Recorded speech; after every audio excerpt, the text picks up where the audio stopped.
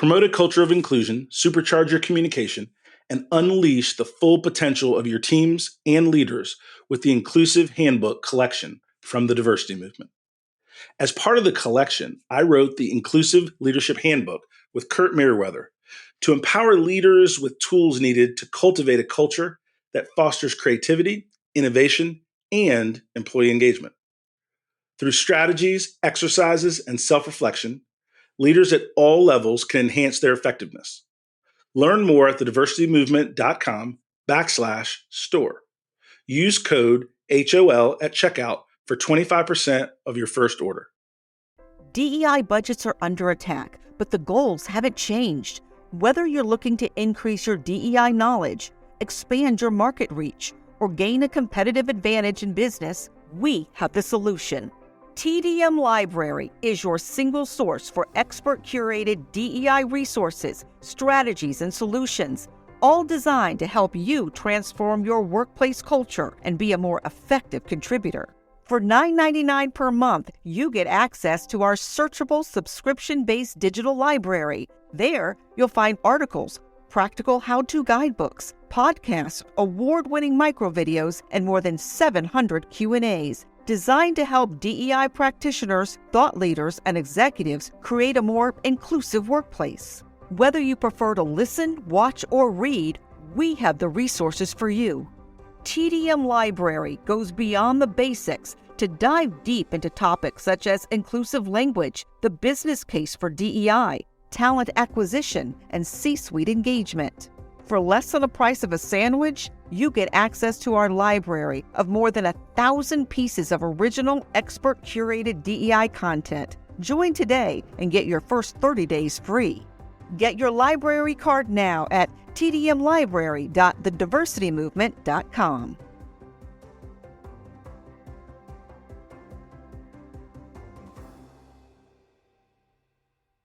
You can't stop me, nothing's gonna stand in my way. Nothing. I'm gonna fly higher. Welcome to the Donald Thompson podcast. I am really excited about today's opportunity to share with Angela Franco, President and CEO of the DC Chamber of Commerce. Angela, welcome to the show. Thank you so much for inviting me. I'm very excited to be here. Oh, fantastic. One of the things, Angela, that we like to do, and we'll kind of balance our time together into three levels. First, I want to give you some space and really just share about you as an individual. Then we'll talk a little bit about the business and the work of the Chamber. And then we'll talk about a couple of global things that are going on and kind of wrap things up. So first, talk to us a little bit about you, family, education, where you're from, anything that we wouldn't necessarily see on the LinkedIn profile. Oh, yeah. So I was born in Berkeley, California, and my dad was getting his PhD in education. We moved back to Colombia right after. I was less than a year old. I was under a year old. And that's where I grew up. I did school. I went to an American only girls run by nuns school. Okay. So we always talk about the guilt that we grew up with all my girlfriends. So I basically went through the same school all my life. And I still have all my friends from school. That is one of the greatest gifts. I have two best friends, one that I met when we were 6 years old and another one that I met when I was 11 years old, and they have been my friends for life. I grew up in a big family. We were 6 siblings, 3 boys, 3 girls. My parents, my father was an educator, my mother was a journalist, and we grew up amongst Jesuits. And I come from a line of like strong women. Even, for example, my mother, my aunts, they had great education. They went to school, and my mother finished a master's. My aunt finished a PhD. So they were, since then, education has been a big thing in my family. I think that was like the most important thing, to be educated, and on top of that, to behave well, to look good, and to serve the community. So there you have it. So it was, I grew up in a very peaceful environment, loving environment. And, I'm always grateful for that. I'm not going to say that it was easy, but obviously when you grow up in a stable environment, things, start with the right food. Well, that is fantastic. And thank you so much for sharing that. One of the things that, as I looked at your background and things that were super interesting, talk to us a little bit about kind of that career rise, right? You're a CEO now, right? Yeah. CEOs don't start as CEOs. So, what are some of the things that led you to your current role as a CEO of a nationally recognized chamber of commerce? Yeah, so it's interesting you're asking me that. I was having a conversation last night with a friend of mine, and he was telling me that his family and his mother told him that he was great and he was wonderful since the start. My parents were very realistic. They would tell me what didn't work.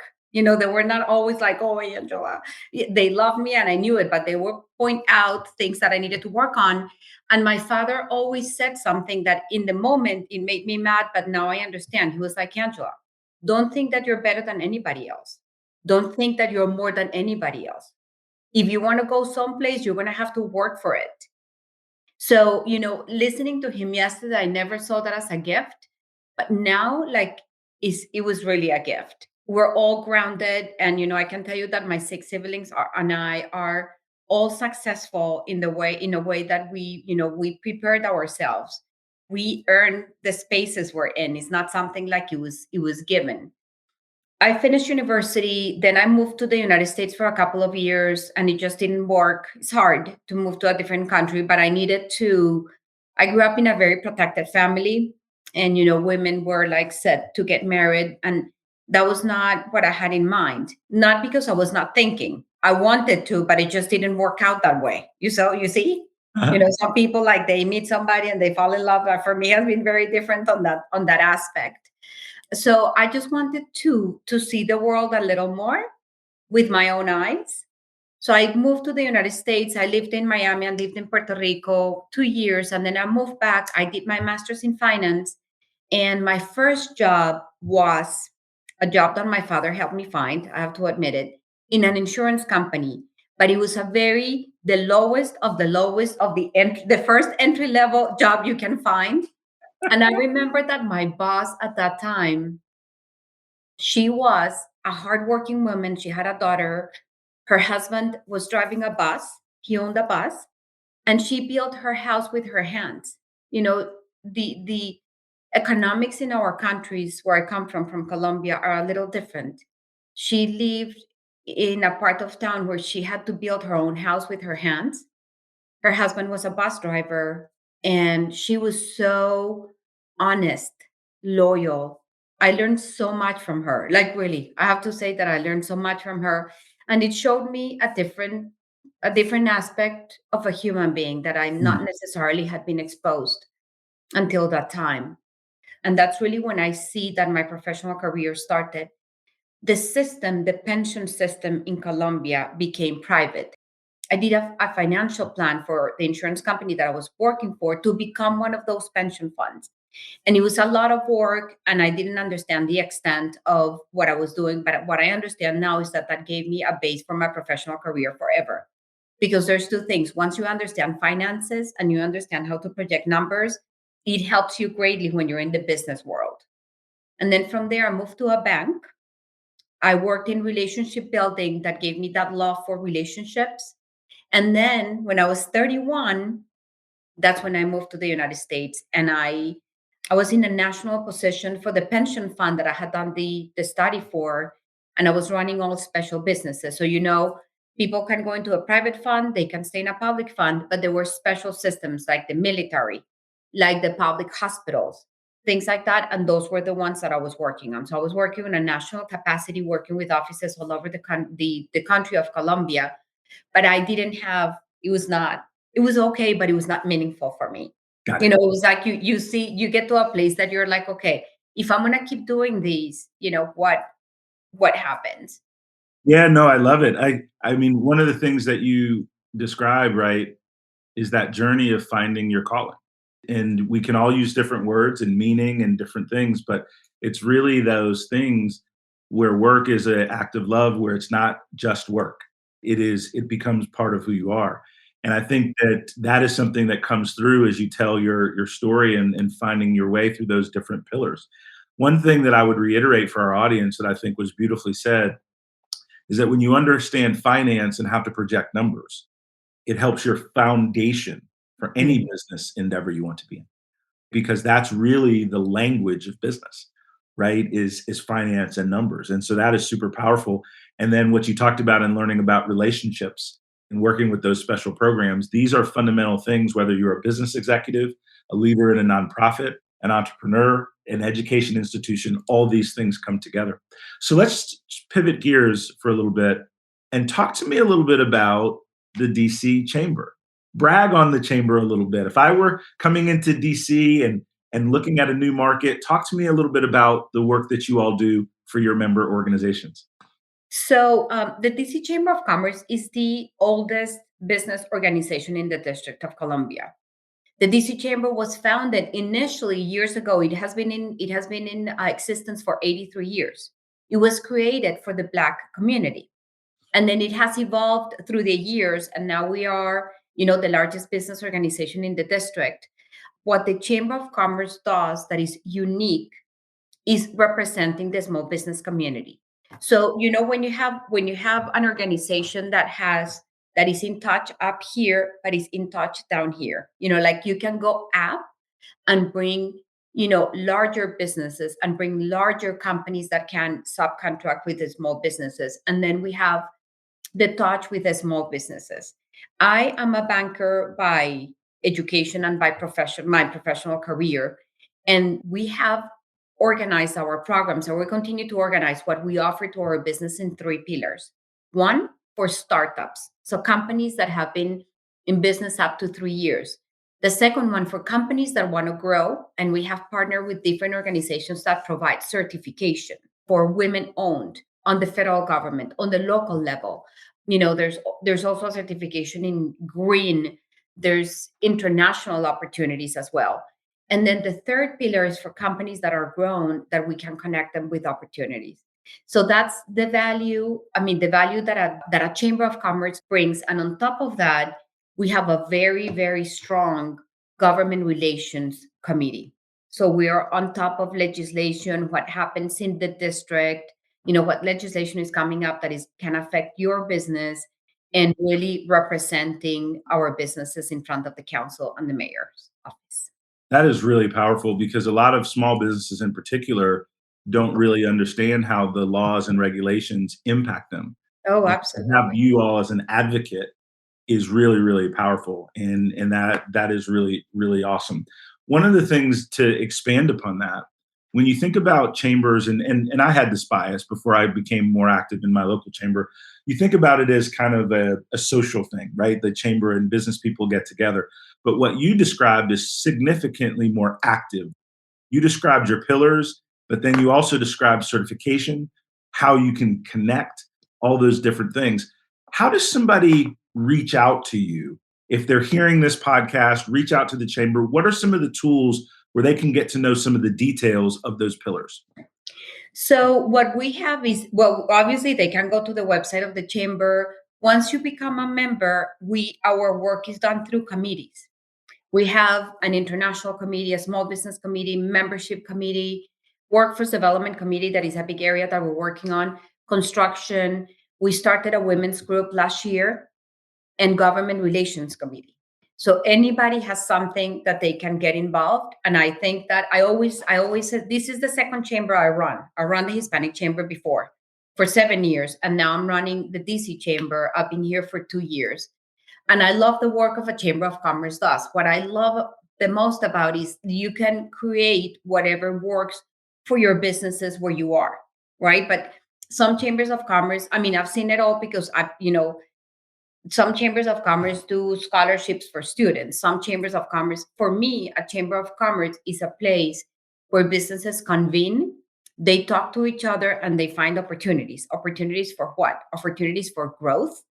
And how is growth? Growth is through certification or through contacts, right? Contacts, for lending, for additional opportunities for businesses. And the second pillar is government relations. And I've been understanding much better through the DC Chamber and my role here at the DC Chamber, the importance, as you said, Don, the importance of government and the importance of policy. And it's just something that we just have to get involved and understand how is that going to impact my business. What's going to happen, if you keep with ideals, some members of the council, if you continue putting legislation like that, what's going to happen with the business community? And some people say, well, is that, it's the large corporations, and it doesn't matter. The business community is comprised of large businesses, small businesses, medium-sized businesses. Everybody's part of the cycle. Is not, and everybody has a role to play. So when it's like, it's just something that for me is so important to always bring that message, is we all have a role to play. Corporations, yes, they have more money, but it's a way of giving back to the community, right? Getting involved, utilizing the procurement opportunities to support small businesses. And we all have to be mindful of what we bring to the table and what we want to get of something where we get involved. That is awesome. When you think about, one of the things that jumped to mind, both when you talked about the DC Chamber, but also the Hispanic Chamber of Commerce, there are a lot of large companies that want to diversify their supplier networks. Right. They don't know where to look. They don't know what organizations to help them do that, to find high quality vendors and partners, right, in the different areas. And so I highly encourage folks to really dig in and use our various chambers to be a conduit, because you said very good. Convene, talk, and develop opportunities. Absolutely. Right? And keep it moving. So I think that is great. Let's zoom out the lens a little bit. There's so much going on in our country, so much turmoil, a lot of good things for sure, but our politics are more divided than ever. We obviously are dealing with the impact of Russia's invasion of the Ukraine. We've been through a pandemic. Racial equity is on everyone's radar now, based on the 2020 as a catalyst year with some of the murders that occurred. What are some of the things as a business leader, as you're looking at all of these things, what can we do to help make it better, right? When we think as business leaders, like what are some steps that we can take? What are some things that you're encouraging your members to do and learn when those topics come up in that business conversation and context? Self-consciousness. I know it's a very deep word, but it's true. I mean, like the problem that I see is that the lack of self-consciousness, Don, that we all have. Is just that confrontation with you and saying, okay, where is my space? We all have a place, right? We all do. We all have a place. We all have a role. And what is our role? And why? What I am biased about. We're all biased about something, right? It's not necessarily against Latinos or women or, Black or white, or I think that is against something. And I have my bias too. So it's being conscious about it. And when that happens, just being open about saying, okay, I'm biased about something, but I'm going to accept it somehow. We don't have to be friends with everybody, but we have to respect life, respect human beings, right? And respect where everybody comes from. I am very respectful of the community, but they cannot push me to agree with everything that everybody's saying. I have the right to believe in what I believe in, right? What I see sometimes is that some people want us to believe what they believe. And that's another mistake we make. I don't want, you have your beliefs, I have my beliefs, I respect yours, you respect mine. And we have to come to a place where we all live in that space. I think that, honestly, for me and what I go and do every day, me as a leader, now that I'm conscious that I'm a leader, that I work all the time, because part of my development to become a leader, because I'm the president and CEO of the DC Chamber of Commerce, but the way I look at myself now and I understand about me is that I'm a leader, but I'm a leader from my heart. And basically, when you become, or when you understand you're a leader, it's a transformation that comes within, and it's something that you work on every day, right? You just don't go out and say I'm a leader because I'm a leader, because it doesn't work that way, right? People can read your eyes. People can read your energy. It's just the way it is. That's right. Right? And he's like, no. You're a leader from within. And I started when I was very young. I grew up in a family based with Jesuits. One of the principles of the Jesuits, I'm going to tell you two. One is self consciousness, and the other one, always look for the well being of the community. Sometimes when you look for the well being of the community, you sacrifice something personal. But it's like what goes first? I mean, you can be in great shape, but if your community is not in good shape, so what doesn't have any meaning in my life? So I started like my process of growing as a person. Like I always you have like two glasses, right? One glass is what you show and whatever that can be full, but the other glass that needs to be full so that it doesn't fall is your inside, your soul, your whatever. And how do you feed your soul? You feed your soul through transformation, through self-consciousness, through faith, through, God, whatever everybody wants. For me, is God, is my faith. I do every year something on leadership or something that can feed my soul, like I do with my intellect, like I do with my body. So that's what I think we're missing. That part we're missing. Plus, social media is not helping. Because when you look at social media and you're like, you see all these people doing these great things, and I'm like, everything can be posted in a picture, but that doesn't reflect the picture of your soul. And Mm, that's, for me, is something that I always look, because believe me, it gets to all of us. So it's like something I'm like, what is it? So instead of focusing on that, I focus on what I can do with me to keep my strength, to keep my values, to keep, being honest, even under the circumstances and the pressure that I may confront. that is awesome. The thing, a lot of businesses, a lot of leaders, it is more acceptable to talk about wellness, to talk about mental health, to talk about, we can all use different words, feeding one's soul, feeding one's consciousness, but really it's how do we become and think about more than what we post on social media, the superficial, right? The external. How do we deal with the things that are lasting and create that opportunity to continue to improve? And I think as leaders, we have to set that example.